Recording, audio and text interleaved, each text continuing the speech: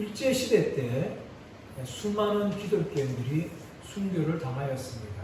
반면에 일제의 핍박과 박해로 인하여서 변절하는 기독교인들이 많이 있었습니다.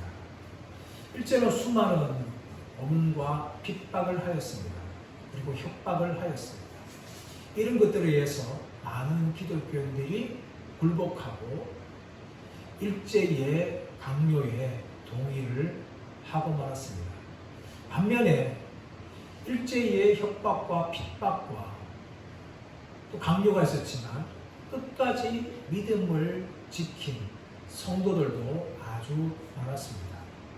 그렇다면 어떻게 그들이 끝까지 믿음을 지킬 수 있었을까요? 그 이유는 주님을 결코 배신하지 않겠다는 마음에 굳은 각오를 하였기 때문입니다.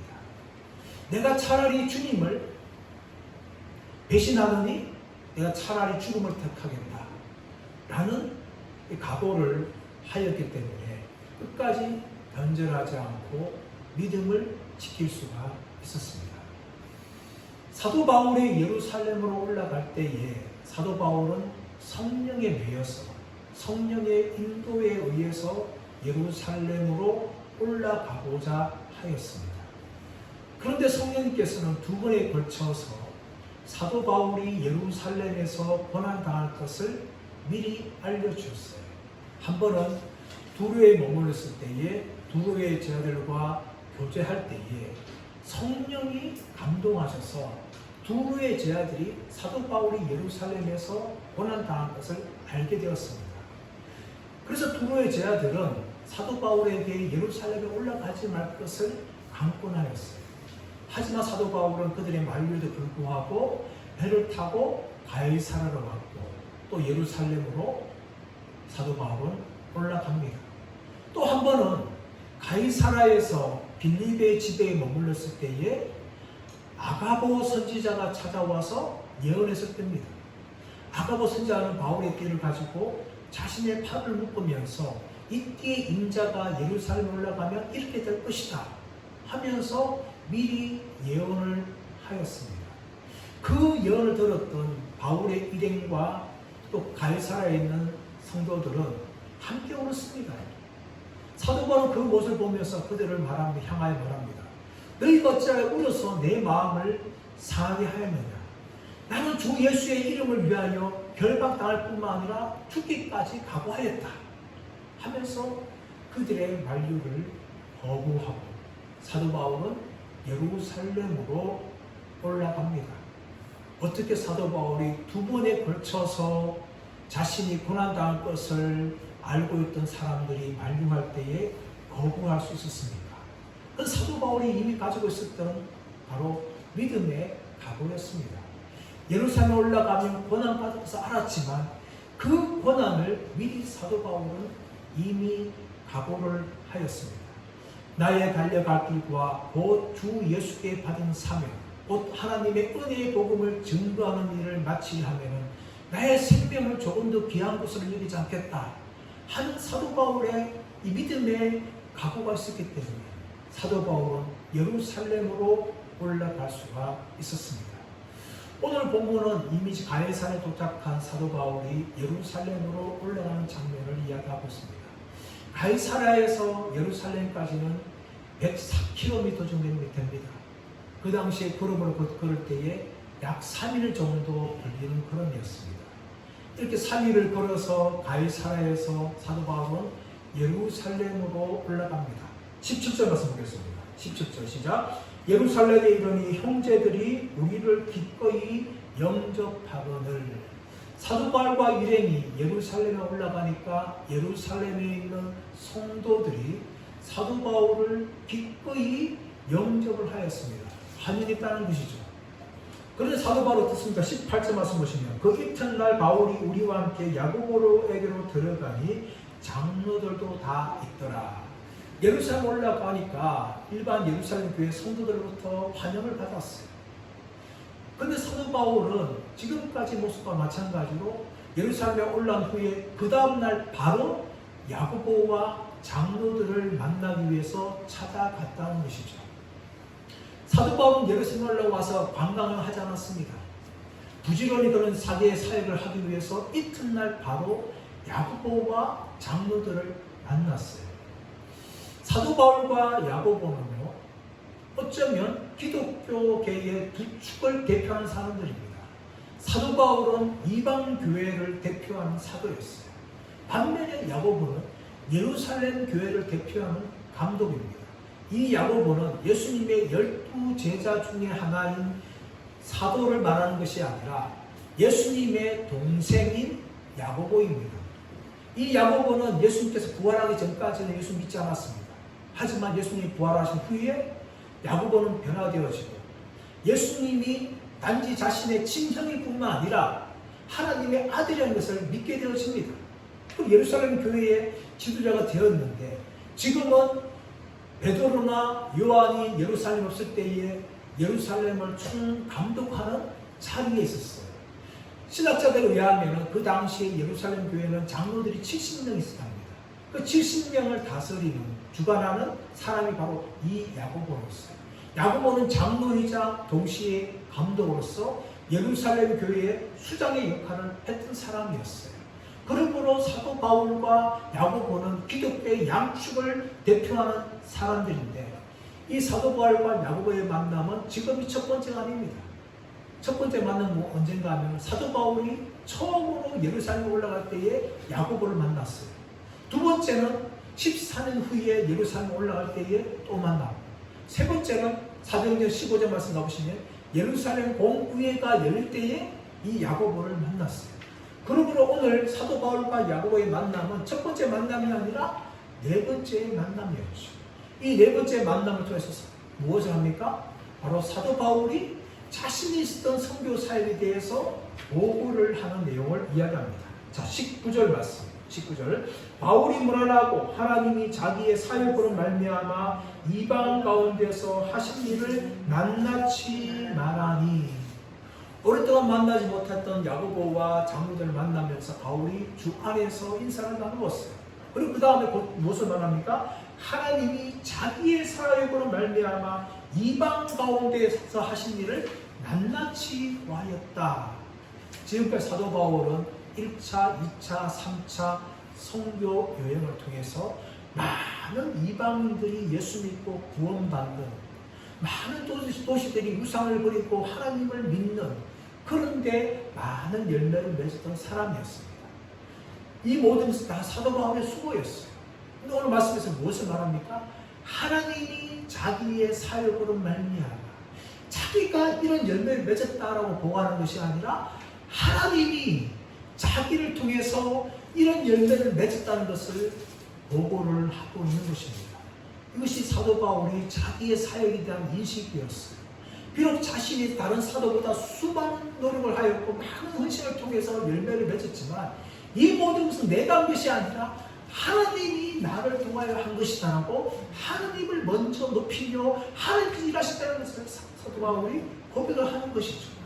그러면서 그 고백은 무엇입니까? 이방 가운데에서, 이것은 이방인들 가운데에서, 이방 사람들 가운데서 하나님께서 하신 일을 사도 바울은 낱낱이 보하였습니다. 하나도 빠짐없이 보고를 하였어요. 이 보고 중에는 무엇이 있을까요? 많은 유대인들이 사도 바울과 자신의 일행들을 핍박했던 것들 보고했을 것입니다. 또 더 나아가서 이방 교회들이 예루살렘 교회의 어려운 형편을 보면서 그들을 위하여서 헌금을 가지고 왔다는 것을 보고를 하였어요.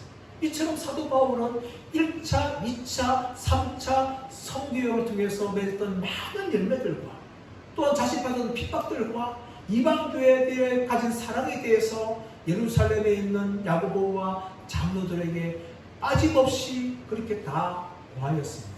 자, 그러자 20절 말씀 보시면 그들이 하나님께 영광을 돌리고, 그들이 하나님께 영광을 돌리고, 이것은 무엇을 말합니까? 하나님이 사도 바울을 통해서 이방 지역 가운데 많은 구원의 열매를 맺은 것에 대해서 하나님을 찬양하며 함께 기뻐했다는 것을 보여주는 것입니다. 이것은 무엇을 말하는가 하면 바로 이방 교회와 예루살렘 교회가 하나라는 것을 보여주는 것이며, 사도 바울의 사역은 전적인 하나님의 역사였다는 것을 인정하면서 하나님을 찬양하는 그런 아름다운 모습이라는 것을 보여주고 있는 것입니다. 비록 예루살렘 교회는 신약교회 모태 교회였지만 흩어진 모든 이방인들 교회와 하나님 교회라는 것을 똑같이 인식하는 그런 모습을 보여주고 있는데, 이런 아름다운 선교 보고와 또 하나님을 찬양하는 모습을 보이고 있지만 야고보와 장로들은 그들 마음 가운데 있는 한 가지 우려스러운 이야기를 이야기합니다. 20절 하반절부터 22절 말씀 읽어보겠습니다. 바울에게 시작. 바울에게 이르되 형제여, 그대도 보는 바에 유대인 중에 믿는 자 수만 명이 있으니 다 율법의 열성을 가진 자라. 내가 이방에 있는 모든 유대인을 가르치되 모세를 배반하고 아들들에게 할례를 행하지 말고 또 관습을 지키지 말라 한다 함을 그러면 어찌할꼬 그들이 필연 그대가 온 것을 들으리니. 아멘. 지금 예루살렘 교회 안에는 유대인 중에서 믿는 자들이 참 많았어요. 오늘 20절에서는 수만 명이라고 하고 있지만 그 당시에 예루살렘의 인구를 보았을 때 수만 명이 좀 과장된 교회로서 한 수천 명 정도 해당하는, 어쩌면 만 명이 가까이 되기 때문에 수만 명이라고 이야기할 수 있는데, 이렇게 많은 유대인들이 예수를 믿고 있는데 이들은 다 모세의 율법에 열성을 가진 사람이라는 거예요. 원래 유대인들 그렇지 않습니까? 근데 이 사람들이 어떻게 오해하고 있는가 하면 21절 말씀 보시면 내가 이방에 있는 모든 유대인을 가르치되 모세를 배반하고 아들들에게 할례를 행하지 말고 또 관습을 지키지 말라 한다 함을 그들이 들었도다. 여러분, 이것은요 사도 바울에 대한 전적인 오해입니다. 사도 바울은 결코 유대인들에게 모세를 배반하게, 이것은 무슨 말인가 하면 율법을 행하지 말라라는 의미입니다. 또 아들들에게 할례를 행하지 말라, 또 유대인들의 관습 전통을 지키지 말라, 이렇게 가르친 적이 한 번도 없습니다. 물론 사도 바울은 구원은 율법을 지키는 걸 통해서 얻는 것이 아니라 주 예수 그리스도를 믿을 때에 얻는 것이다 라고 사도 바울은 증거하였습니다. 왜냐하면 예수 그리스도께서 율법의 완성이시기 때문에 율법을 통하여 구원받는 것이 아니라 십자가에서 죽으시고 부활하셔서 우리의 구원을 이루신 예수님을 믿을 때에 구원을 얻는다 하고 사도 바울이 유대인들이나 헬라인들에게 가르쳤죠. 이것은 율법을 지키지 말라는 것과 전혀 다른 내용이에요. 뿐만 아니라 사도 바울은 율법이 예수님 오시기까지 농학선생을 한 것이라는 것을 이야기하고 있고, 우리가 예수님도 거듭나도 하나님의 백성으로서 율법을 지키는 자가들이 되어야 된다는 것을 사도 바울은 증거하였어요. 그러면 사도 바울은 유대인들을 향하여서 율법을 지키지 말라라고 모세를 배반한 적이 한 번도 없습니다. 두 번째, 할례는 사도 바울은 주 안에 있는 자는 할례나 무할례나 아무 소용이 없다. 그러면서 이방인들에게 굳이 할례를 행하지 않아도 된다라고 말합니다. 반면에 유대인들을 향하여서는 할례를 행하지 말라라고 가르친 적이 없어요. 그리고 자신의 제자였던 디모데는 아버지는 헬라인이고 어머니는 유대인이었어요. 그래서 그때까지 디모데가 할례를 행하지 않았는데 많은 유대인들 앞에서 사도 바울은 디모데에게 할례를 행하였어요. 왜냐하면 유대인이기 때문에. 세 번째로, 사도 바울은 유대인의 전통과 관습을 소중하게 여겼는데 자신도 갱그리아에서 서원을 하면서 그 서원의 마지막 때에 머리를 깎았어요. 이것은 사도 바울이 결코 모세의 율법이나 또한 할례나 또 유대인의 관습을 지키지 말라, 행하지 말라라고 가르친 적이 한 번도 없다는 것을 성경이 증거하고 있는 거예요. 그런데 이런 예루살렘의 유대인들은요, 소문이 듣는 거예요. 사도 바울이 많은 유대인들을 향하여서 모세를 배반하고 할례를 행하지 말고 관습을 지키지 말라고 가르쳤다 하면서 이 사도 바울에 대해서 오해를 한 것이죠. 이 오해를 했기 때문에 야고보와 이 장로들은 걱정했어요. 그래서 한 가지 제안을 하는데 그 제안은 무엇인가 하면 사도 바울에게 서원을 행하는 사람들과 함께 그들과 함께 결례를 행하고 그들이 서원을 행하는 것에 대한 비용을 지불하라. 그러면 다른 유대인들도 네가 율법을 잘 지킨 사람이라는 것을 이해하게 될 것이다 하고 한 가지 제안을 하죠. 그 내용이 23절, 24절 말씀에 나오는 읽어보겠습니다. 23절, 24절 시작.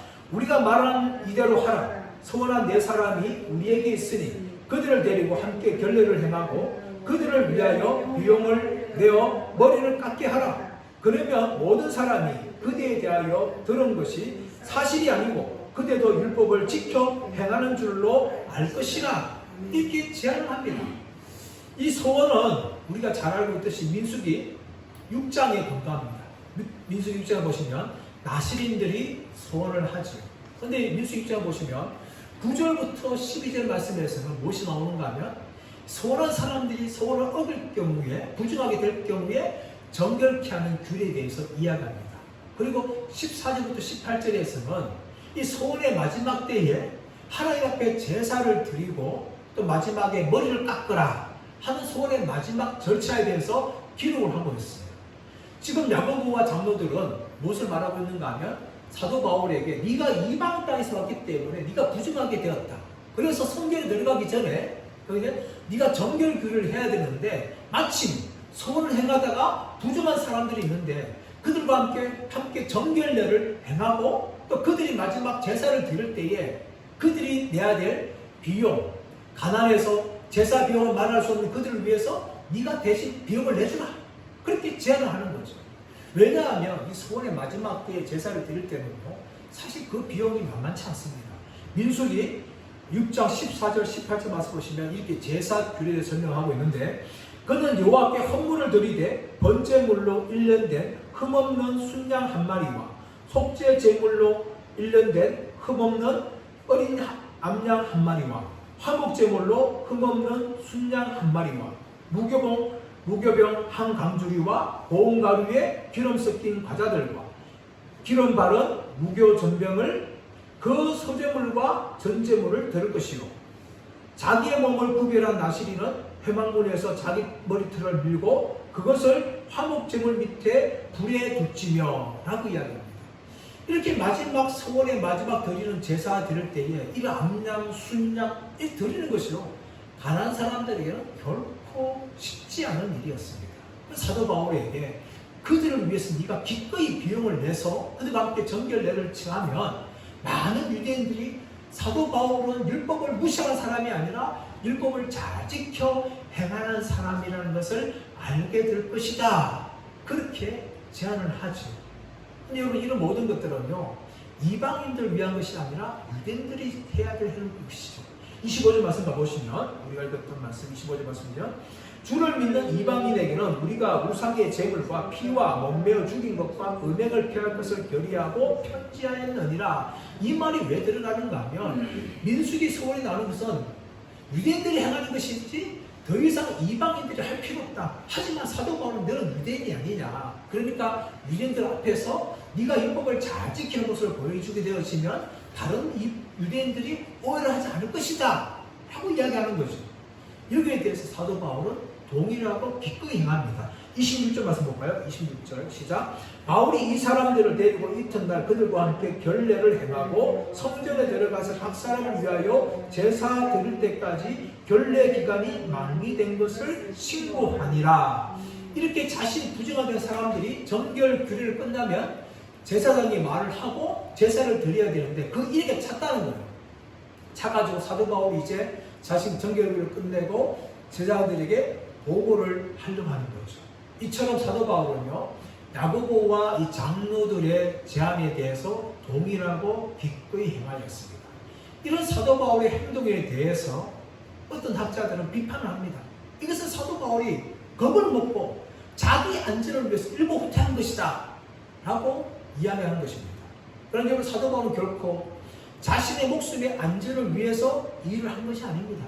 왜냐하면 이미 사도 바울은 예루살렘에 올라올 때에 내가 죽기까지 각오한 사람이다. 그렇게 말했기 때문에 자신의 목숨을 안전하게 지키기 위해서 했다는 것은 말되지 않는 것이죠. 그렇다면 왜 사도 바울이 일을 행하였을까요? 두 가지 이유가 있습니다. 하나는 무엇인가 하면 이방인 교회와 유대인 교회의 화합을 위한 것이었어요.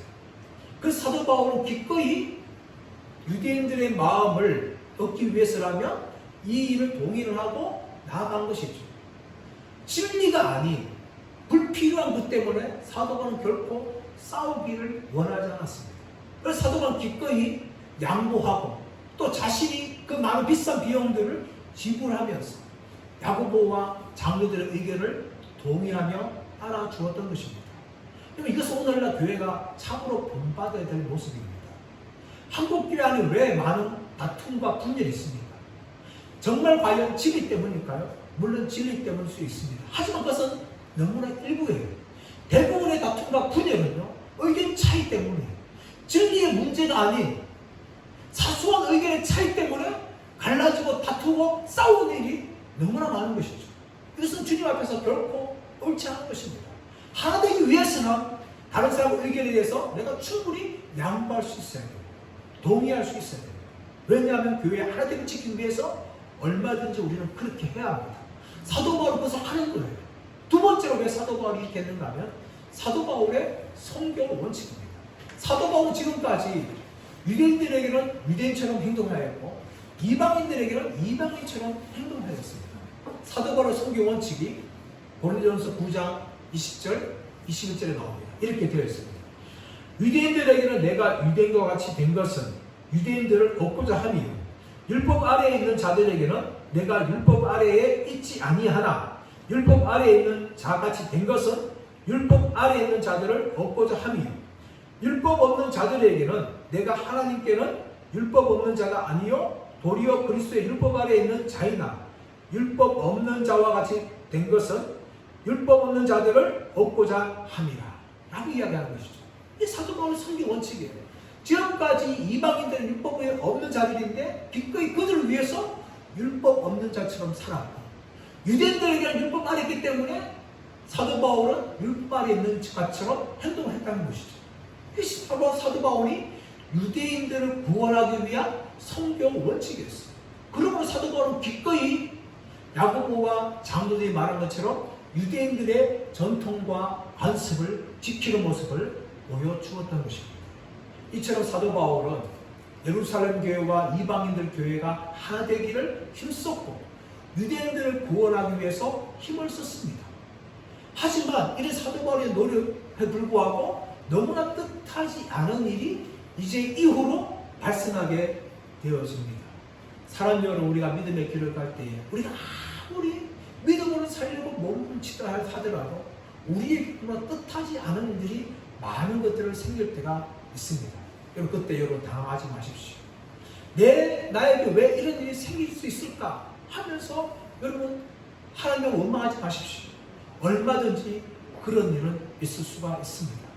아무리 믿음을 지키고 믿음의 길을 걸어간다 할지라도 전혀 예상치 못한 일들이 우리 인생에게 닥칠 때가 너무나 많다는 것을 우리는 알고 이 땅의 삶을 살아가야 합니다. 그때 어떤 일이 발생합니까? 27절 말씀. 27절 우리 한번 읽어보겠습니다. 27절 시작. 그 이래가 거의 차매 아시아로부터 온 유대인이 성전에서 바울을 보고 모든 무리를 충동하여 그를 붙들고. 그 이래가 거의 차매. 사도 바울이 정결례를 이제 행하는 마지막 7일 다 차가고 있는데 어떤 일이 발생하고 있는가 하면 아시아로부터 온 유대인들이 성전에서 바울을 보고 모든 무리를 충동하여 사도 바울을 붙잡았다 라고 이야기합니다. 이 아시아는 어떤 지역을 말합니까? 에베소를 말하는 거죠. 에베소를 중심한 그 지역에 사도 바울은 3년이나 머물면서 복음을 증거하였어요. 사도 바울을 통해서 에베소를 통하여서 그 이웃 지역에 다 복음을 증거되는 통해서 소아시아에 있는 많은 유대인들이 예수 믿게 되었어요. 그래서 사도 바울을 이 사람들이 알아본 것이죠. 에베소 지역에서 온 유대인들이 사도 바울을 알아보면서 뭘 합니까? 무리를 충동했다는 거예요. 이 무리를 충동하다. 이 충동했다는 단어가 신케오라는 단어입니다. 이것은 무엇인가 하면 마치 홍수가 내려가지고 온 마을을 휩쓸고 가는 그런 장면이 신케오, 충동하다라는 의미를 가지고 있어요. 이것이 나중에 앞에 보면 에베소에서 폭동이 날 때에 데메드로 소동이 일으켰던 그 소동이나 충동했다는 단어가 이 신케오라는 단어예요. 그 정도로 지금 아시아 온 유대인들이 지금 예루살렘에 있는 유대인들을 충동하였는데 바울을 붙잡았다라고 이야기하는데 우리 한글에서는 뭐가 빠졌는가 하면 손을 붙잡았다라는 빠졌어요. 다시 말하면 이미 아가보가 예언하기를 예루살렘에서 사도 바울이 이렇게 묶이게 된다라는 것을 예언을 하였는데 그 예언이 지금 이루어지는 거예요. 올라가자마자 일주일도 되지 않았어. 이제 그 일이 발생하는 거예요. 아시아 온 유대인들이 온 유대인들을 충동하였어요. 마치 홍수가 내려서 온 마을을 휩쓸어 가는 것처럼 그렇게 많은 충동을 일으켜서 사도 바울을 붙잡았어요. 붙잡은 내용이 뭡니까? 28절. 외치되 이스라엘 사람들아 도우라. 이 사람은 각처에서 우리 백성과 율법과 이곳을 비방하여 모든 사람을 가르치는 자인데 또 헬라인을 데리고 성전에 들어가서 이 거룩한 것을 더럽혔다 하니. 이들이 지금 고소하는 내용은 두 가지 내용이죠. 하나는 무엇입니까? 첫 번째는 뭔가 우리 백성과 율법과 이곳 성전을 비방했다는 거예요. 그래서 앞에 나온 내용과 거의 비슷한 것이죠. 성전을 비방했던 내용이 추가되는 건데 결코 이것은 사도 바울의 오해입니다. 사도 바울은 결코 모세의 율법을 비방하거나 또 할례를 비방하거나 유대인의 전통을 비방하거나 성전을 비방한 적이 결코 없어요. 그런데 불구하고 유대인들은 이렇게 오해를 한 것입니다. 또 하나는 무엇인가 하면 헬라인을 성전에 들어가서 성전이 거룩한 곳을 더럽혔다는 거예요. 여러분. 이렇게 오해한 이유가 무엇인가 하면 29절 나오는데 이는 그들이 전에 에베소 사람 드로비모가 바울과 함께 시내에 있음을 보고 바울이 그를 성전에 데리고 들어간 줄로 생각하미로라. 에베소 사람 드로비모는 이방인이었어요. 이방이기 때문에 성전 안에 결코 들어갈 수가 없습니다. 근데 사도 바울은 이 드로비모를 데리고 성전 안에 들어갈 적이 없어요. 그런데 시내에 있는 것을 보고 사도 바울이 에베소 사람 드로비모를 성전 안으로 들어갔다고 그들은 추측한 거예요. 추측. 하나는 오해고 하나는 추측입니다. 이 말도 되지 않는 오해와 추측으로 말미암아 지금 사도 바울을 향하여서 그렇게 심각하게 비판하고 심각하게 지금 제압을 하고 있는 것이죠.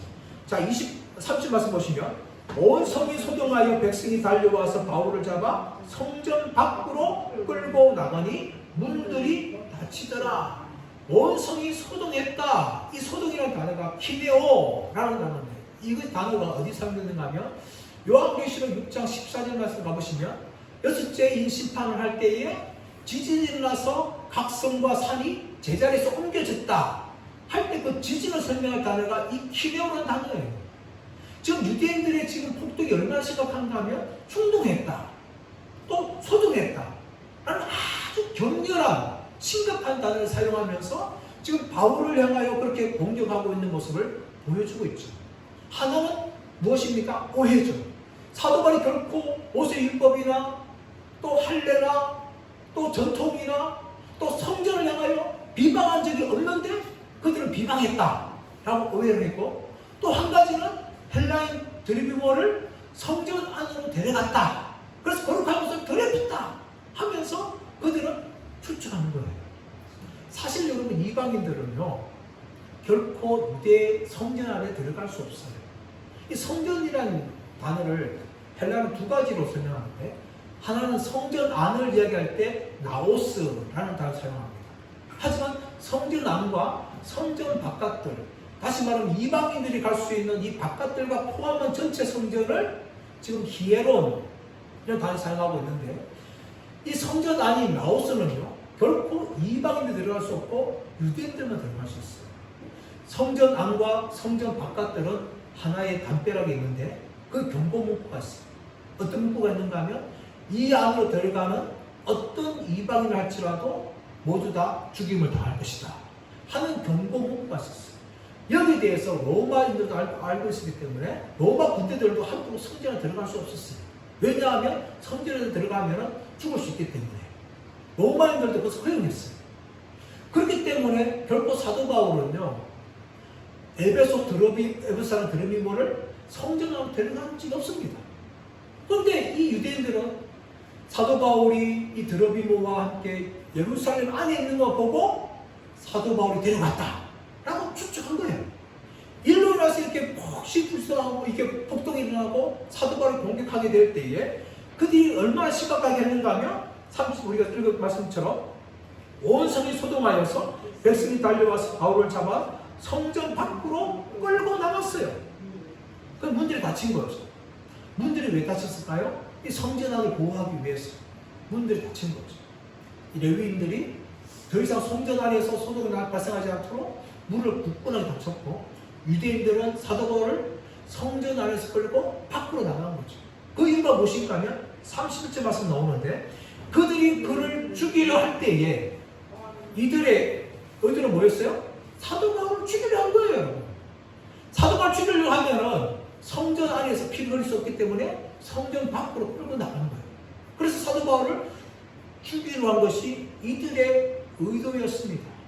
이런 의도 있을 때에 31절 말씀 보시면 온 예루살렘이 요란하다는 소문이 군대의 천부장에게 들리매. 32절 그가 급히 군인들과 백부장들을 거느리고 달려 내려가니 그들이 천부장과 군인들을 보고 바울 치기를 거치는지라.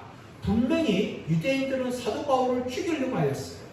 죽이려고 하였고, 그로 인해서 온 예루살렘이 소란케 되었습니다. 근데 그 소문이 누구에게 들린가 하면 이 로마 군대의 천부장에게 들렸어요.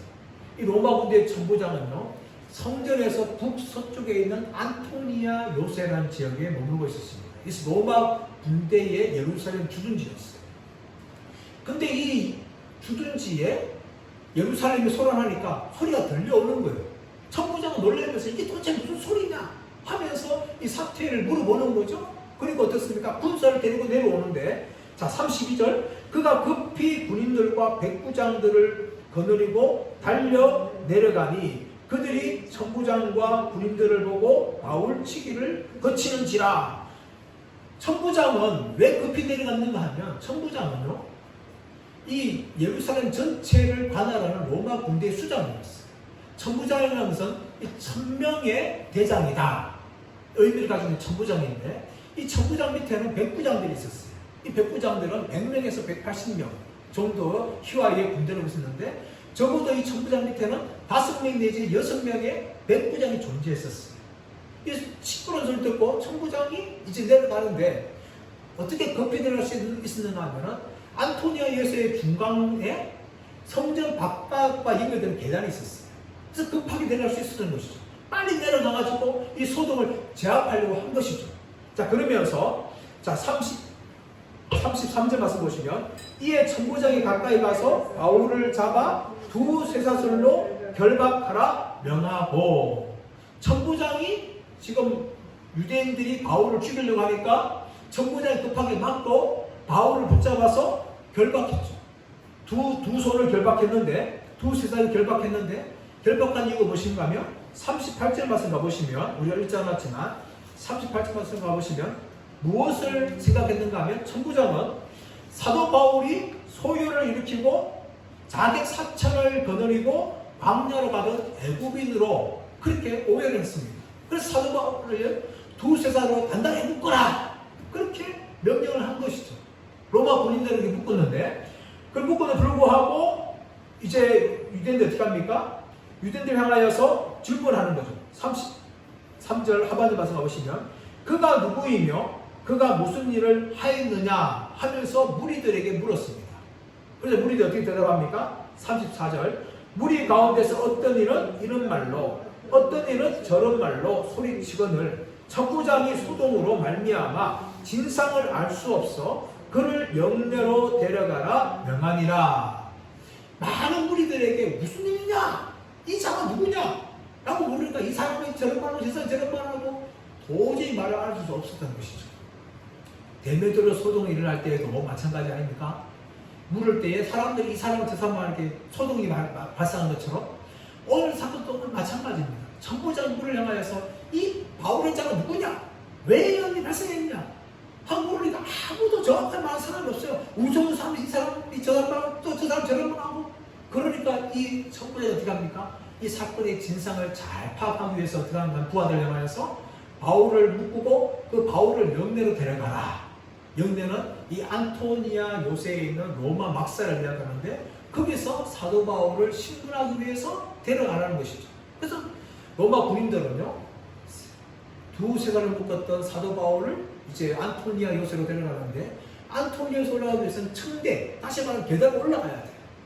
계단 올라올 때까지 뭡니까? 로마 이게 유대인을 따라와서 사도 바울이 안전한 안토니아 요새에 들어가지 못하도록 어떻게 하면 그때까지 때리는 거야. 그러자 로마 군인들이 어떻게 하는가 하면 사도 바울을 아예 들어가지고 계단으로 올라가면서 이제 안토니아 요새로 들어가게 되어집니다. 하지만 유대인들은 포기하지 않고 뒤에서 어떻게 합니까? 소리칩니다. 36절 말씀 읽어보겠습니다. 시작. 이는 백성의 무리가 그를 없이 하자고 외치며 따라갑니다. 무슨 말이에요? 사도 바울을 죽여라! 바울을 죽여라! 이렇게 무리들이 큰 소리로 외친 거예요. 그들은 유대인이기 때문에 안토니아 요새로 들어갈 수 없었지만 큰 소리로 로마 군인들을 향해서 바울을 죽여라! 바울을 죽여라! 하고 외친 것이죠. 그럼 이런 모습은 어떤 모습을 생각나게 합니까? 예수님을 향하여서 유대인들이 빌라도에게 십자가에 못 박으소서, 십자가에 못 박으소서 외쳤던 모습을 똑같이 보여주고 있는 것입니다. 하지만 하나님께서는 사도 바울을 유대인들의 손에서 보호를 해주셨습니다. 사랑하는 여러분, 사도 바울은 예루살렘 올라갈 때에 이미 그는 주 예수 이름을 위하여 결박당할 뿐만 아니라 죽음까지도 사도 바울은 각오를 하였습니다. 이런 각오를 한 사도 바울에게 이미 각오한 모든 일들이 지금 발생하고 있습니다. 두 차례의 예언을 통하여서 고난 당할 것을 이미 이야기하셨던 것처럼 그 예언이 지금 그대로 다 이루어졌어요. 아시아에서 온 유대인들의 폭동에 의해서 충동질에 의해서 온 유대인들이 소동하면서 사도 바울을 죽이고자 할 때 때렸습니다. 그리고 안전하게 안토니아에서 들어가고 있는 이 사도 바울을 향하여서도 사도 바울을 죽이라, 죽이라 하면서 외쳤어요. 하지만 하나님께서는 사도 바울을 통하여 로마까지 가서 복음 증거하는 그 사명을 이루기 위해서 천부장을 내려보내시고 사도 바울을 유대인들의 손에서 끝까지 보호해 주시며 지켜 주셨습니다. 사람 여러분, 우리가 이 땅의 삶을 살아가면서 믿음의 길을 걸어갈 때에 우리는 원치 않는 사건도 당할 수 있고 뜻하지 않은 핍박도 당할 수가 있습니다. 하지만 여러분, 우리는 이런 사도 바울 모습을 보면서 두 가지 말씀을 기억해야 됩니다. 하나는 무엇인가 하면 로마서 8장 28절의 말씀입니다. 하나님을 사랑하는 자, 복 그 뜻대로 부르심을 입은 자들에게는 모든 것이 합력하여 선을 이루시리라.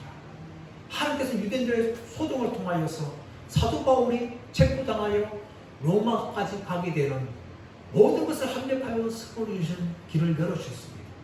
또 하나는 무엇인가 하면 우리가 핍박과 환난 당할 때 하나님께서는 피할 길을 열어주신다는 것입니다.